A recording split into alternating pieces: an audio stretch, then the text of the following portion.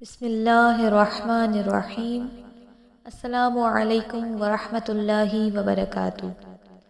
ہم سب ماہ رمضان کا انتظار تو بہت شوق سے کرتے ہیں، لیکن سوال یہ ہے، کیا ہم واقعی رمضان کے لیے تیار بھی ہوتے ہیں؟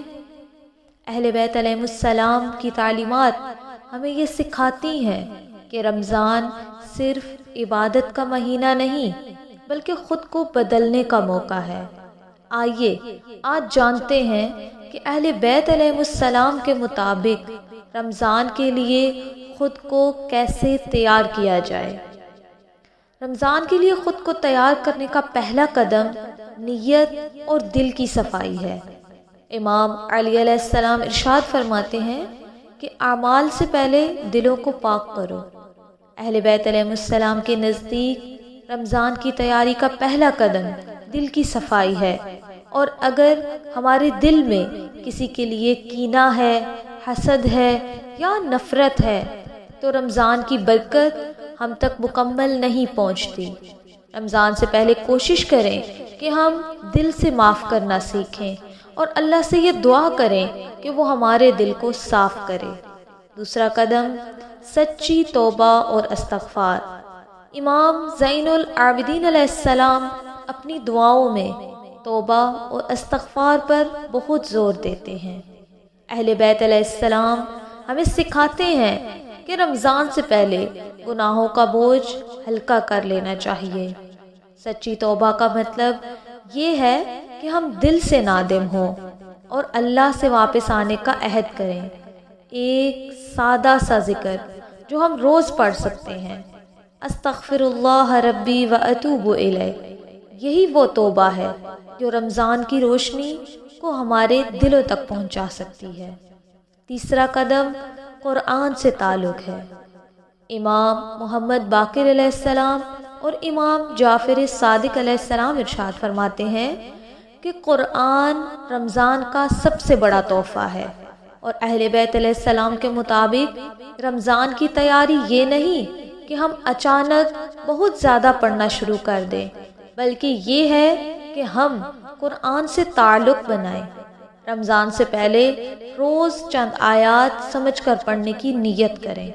قرآن صرف پڑھنے کے لیے نہیں بلکہ دل بدلنے کے لیے نازل ہوا ہے۔ چوتھا قدم زبان اور اخلاق کی حفاظت۔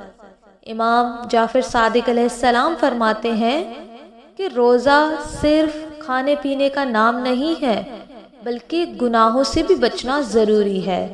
اہل بیت علیہ السلام ہمیں سکھاتے ہیں کہ رمضان سے پہلے ہم اپنی زبان کو قابو میں لائیں۔ جھوٹ، غیبت، سخت الفاظ، یہ سب رمضان کی روح کو کمزور کر دیتے ہیں۔ اگر ہم رمضان سے پہلے اپنی زبان سنبھالنا سیکھ لیں تو رمضان خود آسان ہو جائے گا۔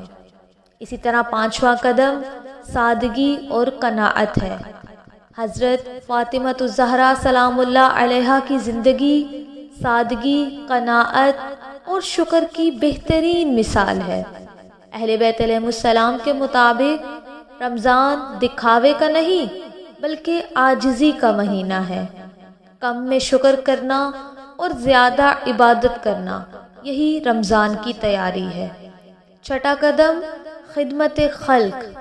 امام حسن مجتبیٰ اور امام حسین شہید کربلا ہمیں سکھاتے ہیں کہ اللہ کے قریب ہونے کا راستہ لوگوں کی خدمت سے ہو کر گزرتا ہے۔ رمضان سے پہلے ہم ایک نیک عمل منتخب کریں، چاہے وہ کسی ضرورت مند کی مدد ہو یا کسی کا دل خوش کرنا۔ اہل بیت علیہ السلام کی سیرت ہمیں یہ سکھاتی ہے کہ چھپی ہوئی نیکی سب سے قیمتی ہوتی ہے۔ اگر ہم اہل بیت علیہ السلام کے طریقے سے رمضان کی تیاری کریں تو یہ رمضان صرف ایک مہینہ نہیں رہے گا، یہ ہمیں اندر سے بدل دے گا۔ پروردگار عالم سے دعا ہے کہ ہمیں اہل بیت علیہ السلام کی تعلیمات پہ عمل کرنے کی توفیق عطا فرمائے، آمین یا رب العالمین۔ اگر آپ ایسی ہی اسلامی ویڈیوز سے مستفید ہونا چاہتے ہیں تو ہمارے چینل کو لائک، شیئر اور سبسکرائب کریں۔